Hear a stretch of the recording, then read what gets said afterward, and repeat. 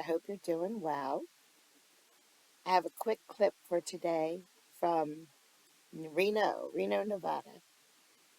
And if you've ever watched my stream, then you know that there's four judges in Reno that I know of. I mean, there's way more judges in Reno. There's four that I usually get. Shelly, she was my first, and she's really good. And then there's Judge Champagne. Now I think the chief judge might be Hazlitt Stevens. I'm not 100% sure on that, but I'm pretty sure he's the chief judge. And then we have the regal judge, Judge Jenny.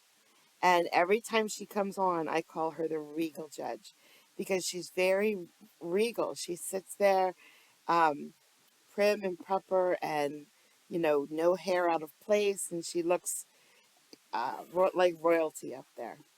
So I didn't realize that she was not like the full-time judge there, or maybe she is, and this is a special case. I don't know. All as I know is when I looked at this court yesterday, this is what I saw. Good morning. Good morning. Ms. Garamendi, were you in the courtroom? In the top right-hand square, that's Judge Jenny. That's Judge Jenny, the regal judge. And today, she's the public defender. And Judge Hazlitt Stevens is the judge today. The video containing your rights was played? No, I was late. Did you understand the rights that I just explained to the first person, Ms. Almaguez? Yes, Your Honor. Do you have any questions about those rights? No. Did you have sufficient time to speak with your lawyer this morning, Ms. Hubach? Yes, Your Honor. All right, let's take you through your cases. We're going to be on record in 23 CR 06166. In this case, you were charged with destruction of property. You pled no contest to that on June 12th of 23. And we set it out for sentencing, but you failed to appear allegedly at sentencing both on December 6th of 2023 and then again on April 17th of 2024. Do you wish to admit or deny failing to appear for that sentencing hearing? For my commute. Wait, what? Can you on the commute on my last case? Yes. They told me that one was closed, but yeah, I probably did not show up. I'm not gonna. I'll accept that. Thank you. I accept that as an admission, and I'll find you in contempt for failing to appear and not showing up. But I was.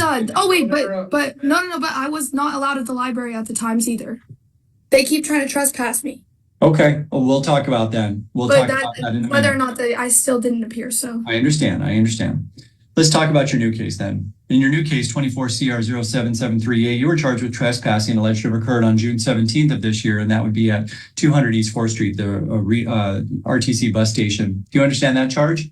Yes, I do, Your Honor. How do you wish to plead to that charge? No contestant, and hoping that I could get time served or go to community court or something and get out. All right, let's talk about it. In order to enter a no contest plea, I want to make sure you understand that you're waiving your constitutional trial rights that I explained to you earlier. Do you understand that?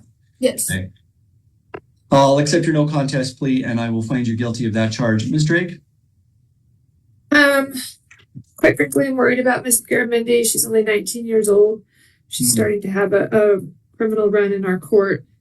I'd like to see her try to get some help. I'd like to see her referred to your court. Interesting. That's an interesting suggestion. Ms. Hubach?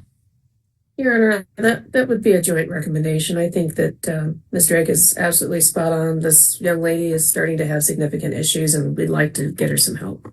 Thank you. Ms. Garamendi, I'm inclined to do that. Let me tell you that community court is great for what we do, but our services are limited. We're only able to assess and assist a certain subset of the.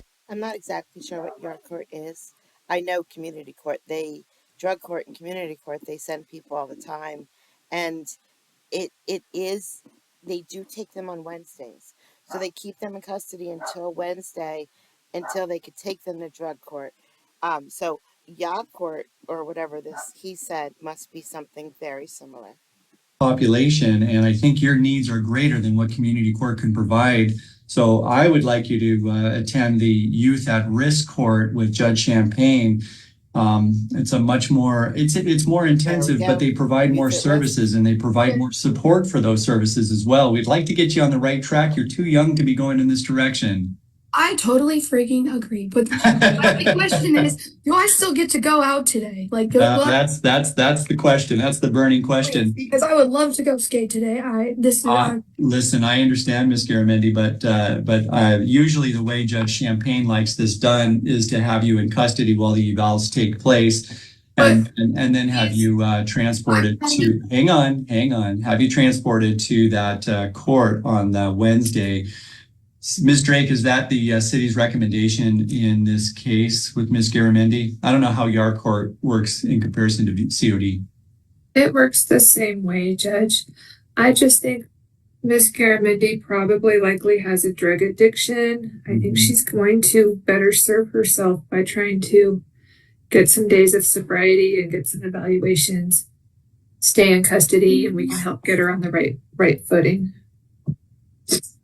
Yeah, I wholeheartedly agree. Ms. Garamendi, I think the best way we go and the best footing we have with substance use and sobriety and cleanliness, being clean, is to have you in custody while these evals take place. They won't take terribly long, but it's the better footing to go in this court and actually have some success in this court. Let me see when the in-custody evals are. Let's check.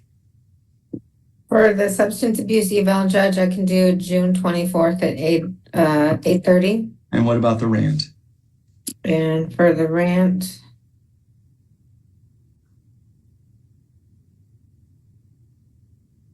July 2nd at 9 a.m. And would she be able to attend COD court on that Wednesday, July 3rd in the afternoon, Ms. Drake, if she had that ramp the July 2nd? I don't know. It looks like she just got taken out of the courtroom. Oh, okay, never mind. All right, so she's gone. We'll have to have her assessed on Monday. We'll continue these cases. The bail's already been set on both cases. That's too bad. All right, next case we have is Jennifer Jesvold.